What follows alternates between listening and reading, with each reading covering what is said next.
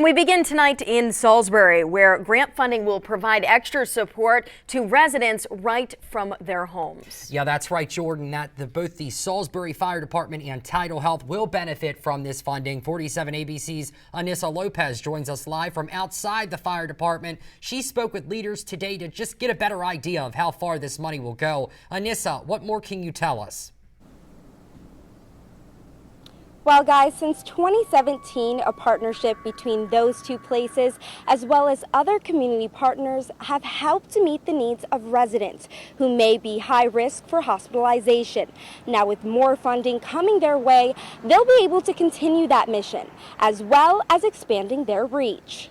More than $187,000 in grant funds will now ease worries in the effort to try to grow a collaborative program in Salisbury. We were a little bit concerned because we were losing grant funding, especially for that piece to respond to 911 calls. This grant will be given to the Salisbury Fire Department and Tidal Health. They're part of the Salisbury Wicomico Integrated Firstcare team, also referred to as SWIFT, which is a mobile integrated health program. So what that means is that we actually have a healthcare provider, a nurse practitioner, that goes out to do home assessments with a paramedic. The team assists people who frequently call 911 for non-emergency help. The goal is to connect people with healthcare and community-based services to improve their quality of life and reduce unnecessary strain on the EMS and emergency department system. In a unit, going to the non-acuity calls, so like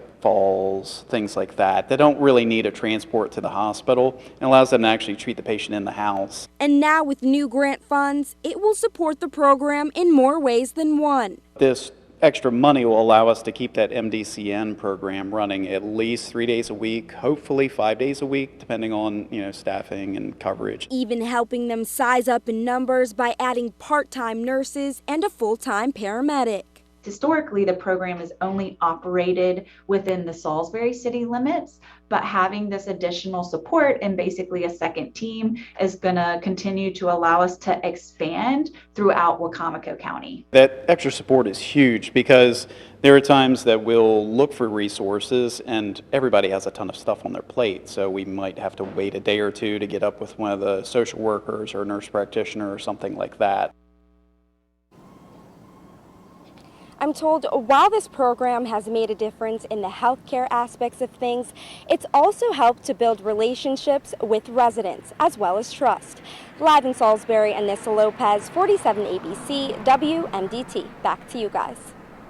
Yeah, thanks, Anissa. Now, keep in mind that funding is from the Rural Maryland Prosperity Investment Fund. And we're told the program has reduced EMS calls and ED visits. In fact, just last year, participants had a 64% reduction in 911 calls and 68% reduction in ED visits.